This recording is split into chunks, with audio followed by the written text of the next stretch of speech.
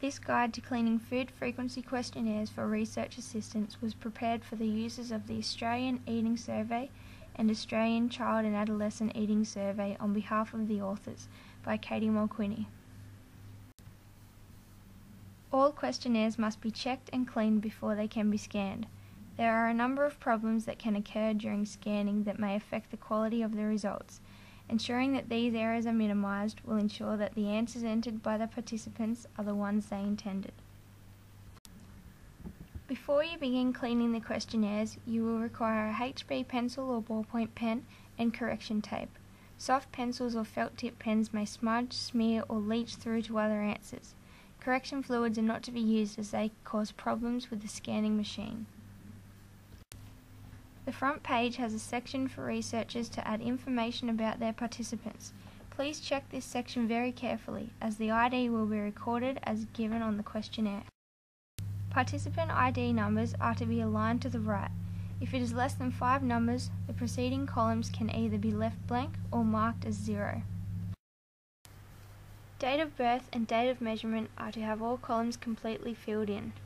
Weight and height can have blank columns or a 0 marked in the first and or last columns. Question 1 is used to verify the age of participants as calculated by the dates given on page 1. The most common mistake that participants make in question 2 is entering part or all of the current date and not their birth date. It is also possible that the researcher and the participant have recorded different birthdays, for example through clerical errors. Please check this date against the front cover. Question 3 is often missed, yet it is a vital source of participant information. If any data from these questions is missing, consult your supervisor. Participants are instructed to correct any answers by crossing them out. This is because some pencil marks are difficult to remove and it may look like 2 answers have been given. Using correction tape ensures that all mistakes are completely removed. Shown here is a common scanning error with the appropriate correction. The following slides will show other common scanning errors. This is an example of how to correct a mistake using correction tape. As long as the unwanted mark is completely removed, missing words and circles are not a problem. When a response is marked too close to the one either above or below, it may cause the scanner to record 2 answers. Remove the excess mark by erasing or using correction tape as shown in the picture. The small mark between responses never and less than 1 per month can cause the scanner to enter more than 1 answer. Use correction tape to completely remove the mark.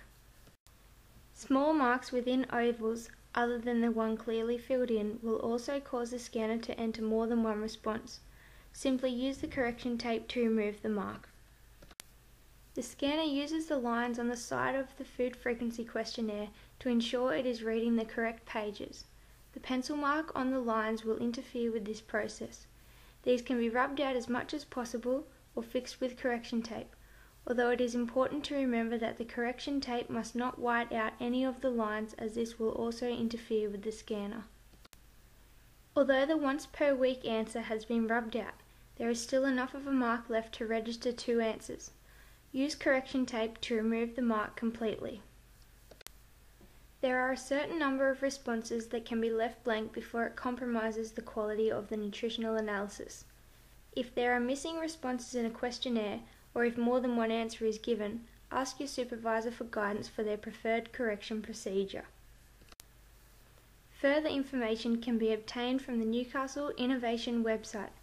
Click on the link to Newcastle Innovation Health, then use the Research Partners link and look for the food frequency questionnaires, and refer to the user manual.